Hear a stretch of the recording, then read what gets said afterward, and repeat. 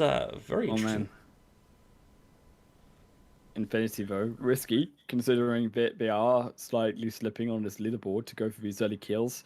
Maybe placement points would be the better choice for them, but nevertheless, inside of our boot camp, it is still going to be FaZe Clan. They start off for now, and on the hillside, you do still see more team starting to set themselves, establish their position overall. But when you look towards actually PN Crew sitting so early on around the hills of boot camp, again the same problem here. When you look to try to take out teams early on and a not successful ganks onto them, you do start to fall behind on the loot. So for overall, yes, getting the early on aggression, getting the kills is the best way to go if that is your type of playstyle. But make sure you do get those kills, because if you just play around the hills, if you don't actually do anything, you're wasting valuable minutes of this early game. And considering that when Sandhawk does reach this phase 4, reaches this phase 5 point, it is going to be so fast paced that you really, as we say, need to be able to stay with the rest of those teams in the sustained game when it comes to those later points.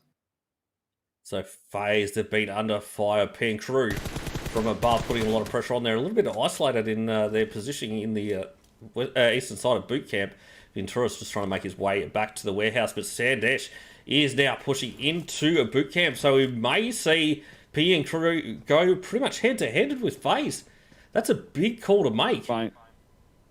This is what we wanted to see, but we wanted to see PN Crew here, Seki. We want to see them move in. We want to see them go for the kills, as we said, right? You don't stand around a hill. You don't do nothing. You don't take a knock and then you leave them to be revived by another member when you don't get anything for it. PN Crew are going in for the assault. They're going in for the kill.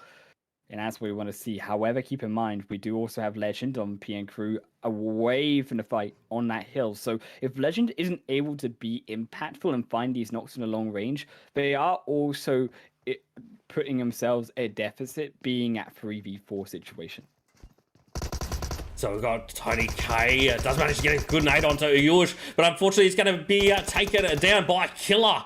Yet again, unfortunately, does get thirsted straight up. Venturas and MR5 now the last two standing for FaZe. This is going to be the end of their solid runs in Sandhawk. So Venturas pulling it back. It looks like they're deciding that they're possibly going to bail out to the north on this one, even though Zone has gone way down south. Fortunate for FaZe Clan, but I mean, if you don't roll lucky enough, but you don't find it assassinations, you don't stop PN Crew from entering into your compound, you just have to face the consequences of that. And FaZe Clan, they're feeling that in full capacity. PN Crew, they've sent all of their team down now into the compound to double up their efforts. And as we said, that zone shifting down, even more centralizing to that south end. And more importantly here, not boot camp as the main compound, but Painam still the center of the zone. But both Eagle, Blood Legion, they have actually left the compound, so it's open for the taking. And when you look towards Painam in specific here, actually, Zeki, it could be very impactful on these teams to take up mantle on that compound early on, purely also because it's a bridge through into the other island and joined up by that main bridge as well. Those are the 2 points that I would argue are really the most impactful spots that teams should be looking to take.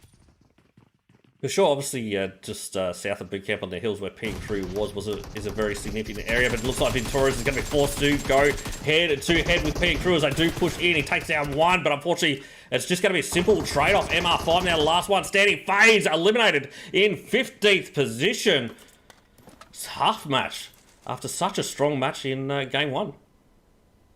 Yeah, that's going to be FaZe joining through. Blood Legion down 16, 15 positions respectively. And DKG also sussing out their own potential fight here as well, as they are and Quarry surrounded by multiple teams